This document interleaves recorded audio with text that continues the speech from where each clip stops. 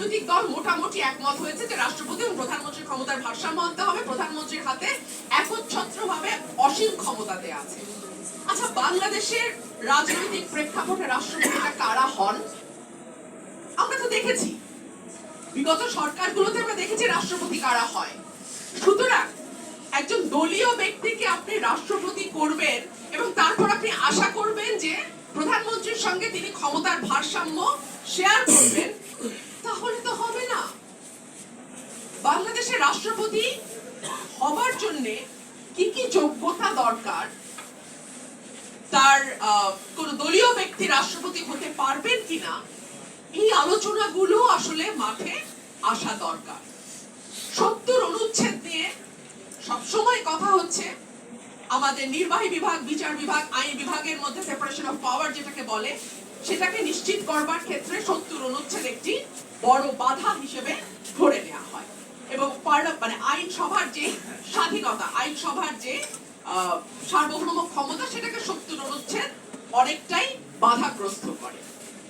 আমরা মনে করি যে 70 অনুচ্ছেদ বাংলাদেশে পুরোপুরি তুলে দেওয়া সময় হয়তো বা এখনো আসে নাই, কারণ নানান রকম প্রলোভনের বিষয় আছে, এক ধরনের হর্স ট্রেডিং এর কথাও শোনা যায়। সুতরাং 70 অনুচ্ছেদ পুরোপুরি তুলে না দিয়ে এটিকে কিছু ক্ষেত্রে, যেমন বাজেটের ক্ষেত্রে, অনাস্থার ক্ষেত্রে, সংবিধান সংশোধনীর ক্ষেত্রে, এই জায়গাগুলোকে বাদ দিয়ে অন্যান্য জায়গায় সাংসদরা যাতে স্বাধীনভাবে তাদের ভোটাধিকার প্রয়োগ করতে পারে, সেইভাবে 70 অনুচ্ছেদকে সংশোধন করা যায়।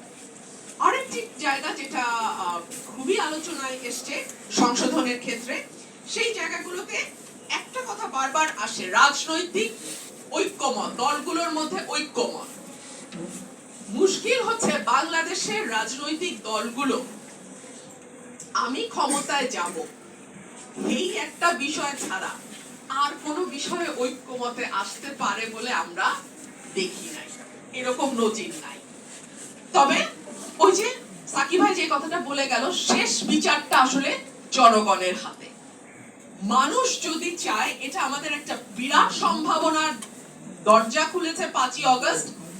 মানুষ যদি চায় এবং মানুষ যদি বিশ্বাস করা শুরু করে দেশটা আমার, রাষ্ট্রটা আমার, এই দেশটার মালিক আমি, সুতরাং দেশটি কিভাবে পরিচালিত হবে সেখানে আমারও কিছু বলবার আছে, সেই জায়গাটিতে যদি মানুষ সোচ্চার থাকে, শোরগোল করে, হইচই থাকে, এই অবস্থাটা তারা জারি রাখতে পারে, তাহলে আমি বিশ্বাস করি বাধ্য হয়ে হলেও রাজনৈতিক দলগুলো কিছুটা সোজা পথে আসবে।